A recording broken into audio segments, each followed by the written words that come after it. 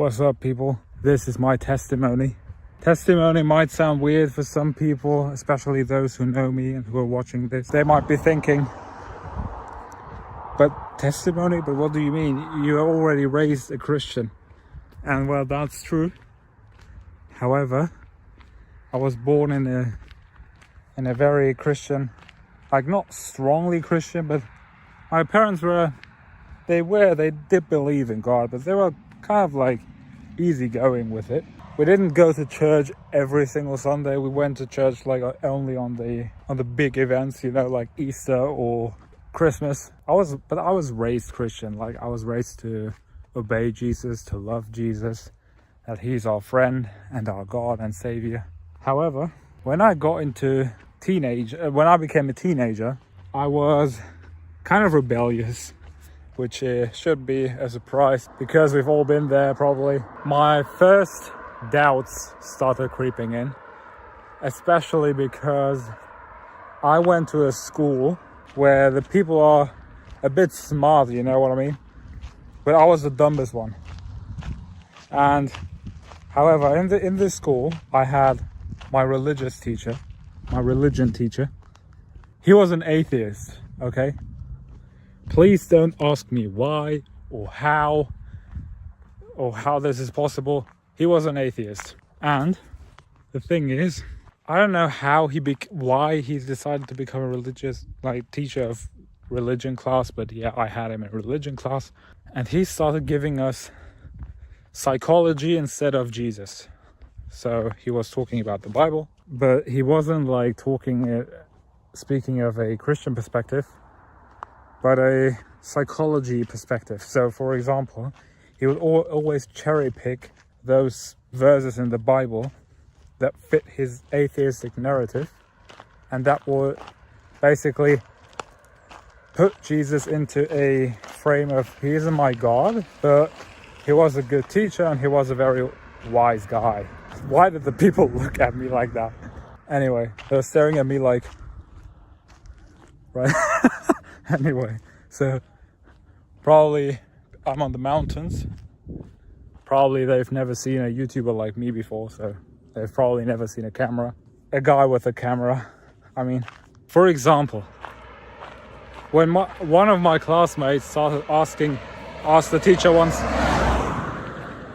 she asked the teacher, I've read that Jesus is coming a second time, so is he? And then he started completely going into a different topic. He didn't really answer the question. And yeah, basically he would manipulate people. And unfortunately, I fell into his trap. I started having kind of doubts, and he started straight up lying about the Bible. For example, when he said homosexuality was a sin, that it was written in the letter of the Romans to Greece, and he thought that the letter of Romans in the Bible is a letter from Romans to Greece, which is completely wrong, because it was St. Paul who wrote these letters to the Romans. The Romans didn't write this to the Greek people, because his argument was basically, because homosexuality was so present in Greece, the Romans wrote them a letter and declared it as sin, so that the Greek people would stop being homosexual and would fear the Lord. But that's just not the reality. Like, he just straight up lied, or he just straight up got it flat out wrong. Anyway, so long story short, I started having doubts because I myself didn't know the scriptures. I was a teenager. I didn't really read the Bible. And I started doubting Jesus.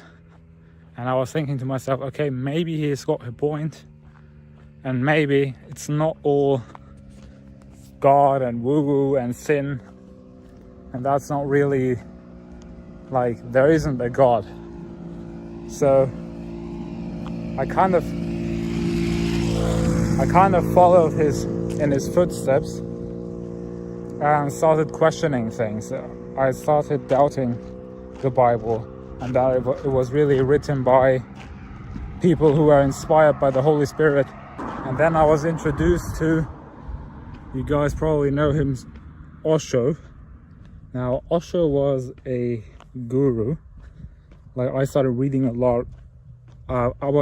Even though I started doubting Jesus, I was someone who still read books. Like, I read a lot of books. The people in my school didn't really like me because I was a very annoying guy, so, which I completely understand.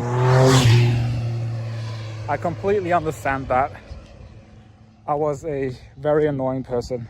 That wasn't really fun to be around with.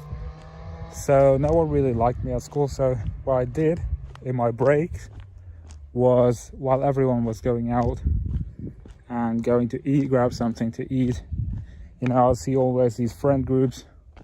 They'll always leave, and I was the only one in class, one of the very few people in class.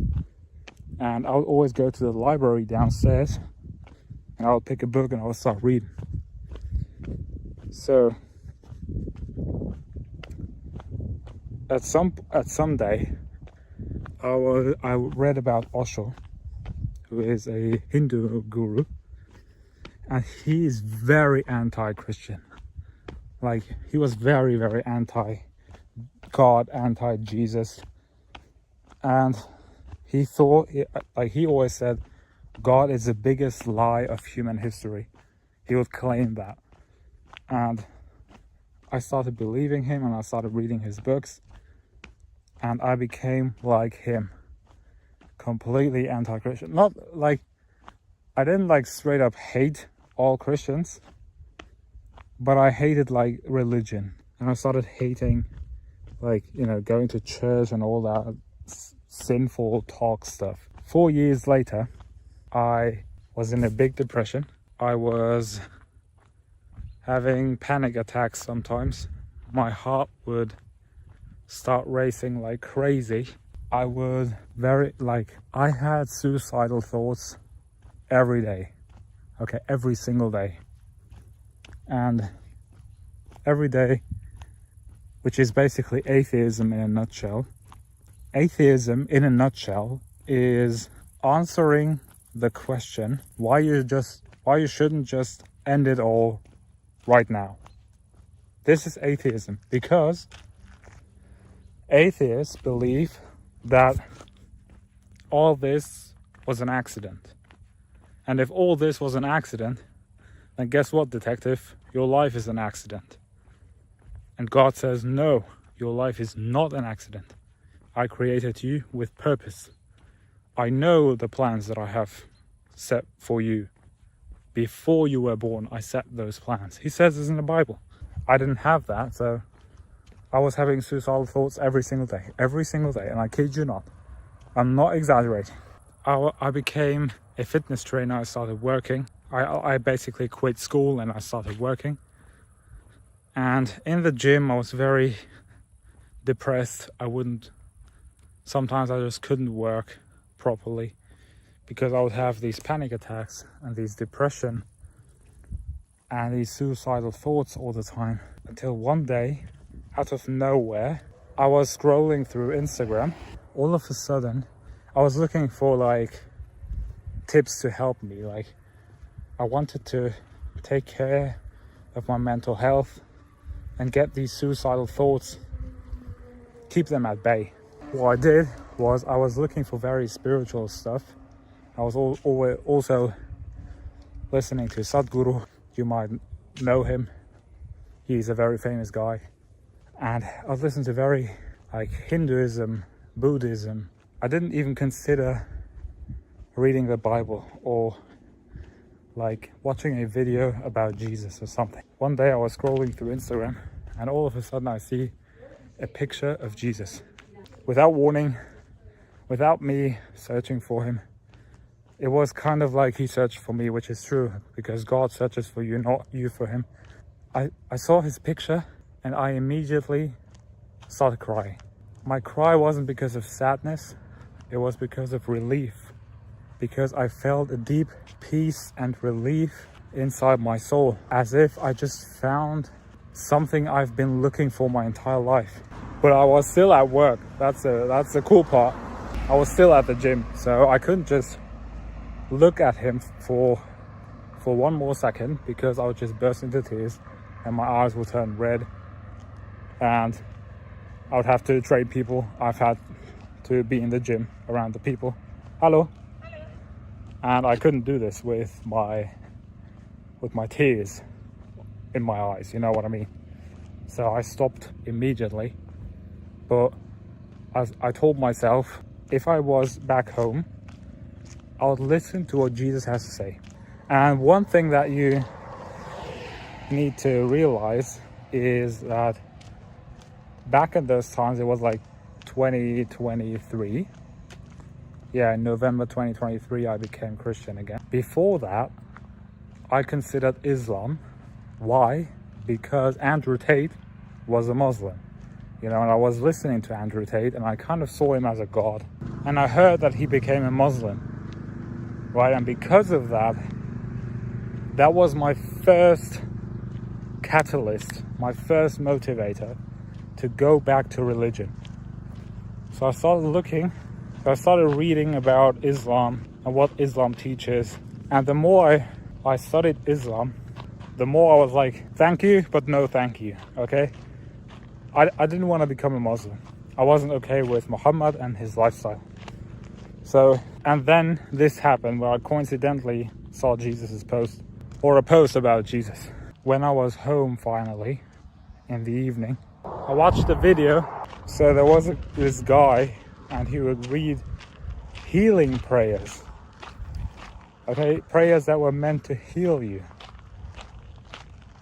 And oh my goodness, when I started hearing them, he started reading from the Bible. And I couldn't stop myself. I cried like a freaking baby. I cried like I've never cried before. In fact, I have never in my life, in my adult life, cried like this. I was usually the type of guy who could control himself, but back then I couldn't control myself and I just started bursting into tears. Everyone's looking at me, bro. What is going on? And the one verse that absolutely struck me like a lightning bolt was somewhere in John 14. I think it was verse 27, but I'm not exactly sure. You know, where Jesus says that peace I leave with you. My peace I give to you. I give you not as the world gives. Do not let your hearts be troubled, nor let them be afraid. This verse completely shook me. And I was thinking to myself, yes, you're right. How many times did I try to find peace? Yet nothing fulfilled me in this world except Jesus. And then Jesus came. And all of a sudden, while I'm crying, sitting on my couch crying, it was night, it was completely dark outside, I felt a presence in my apartment. I felt this presence. Someone is in my apartment right now. And I knew immediately that was Jesus. I just knew it.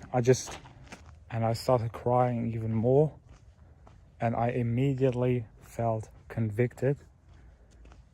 And I was like, I'm so sorry for all that I've committed.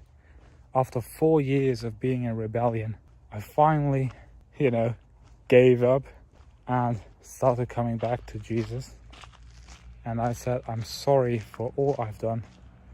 I'm sorry for all these years I doubted you. I'm sorry for all these years that I've wasted and I didn't even think about you. And Jesus was there like, it's fine. Come back to me.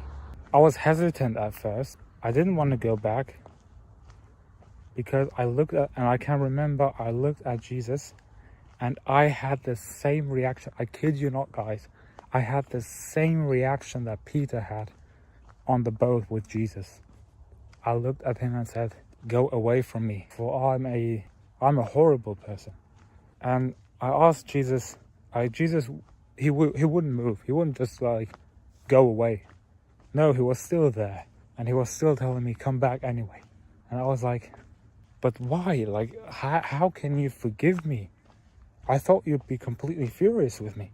How can you forgive me after all I've done? It's not like you need me. And his reaction was just, Robert, I don't care about your past. Of course it was bad what you did. You sinned. But I want you to come back anyways. Because you're my son. You're my beloved son. And I'm your God and I'm your father. And you're my beloved child. I want you back. You will be my God until my very last breath. I said this to him. I've decided to, after reading the Bible and studying it carefully, I decided to start my own YouTube channel where we'll be talking about Bible stuff, Jesus, about religion, about the church, etc. We will be covering all this together. We'll be making live streams where you can ask me your questions. Kid you not, guys, when I started going back to Jesus, all of my illnesses and sicknesses went away. So for example, I had gastritis. Now gastritis is when you eat something and then immediately your stomach hurts because it's some kind of inflammation in the stomach. I'm not exactly sure, but you know, it has to do with inflammation in your stomach. And no matter what you eat, you always get a stomach ache. And that was true for me. I kid you not. I ate bread, normal bread, or I ate one piece of rice and I'll immediately get stomach ache. It went away. I had depression, gone. My suicidal thoughts, gone. As if I never had some. And my heart problems, like my panic attacks, everything went away because Jesus took everything from me. Welcome to my channel. If you want to learn the Bible in detail, because I'm a very detail-oriented guy, I love going into details. So if you love going deep into topics, definitely you want to subscribe to this channel because this is what we'll be doing every single week. And I'll see you in the next one.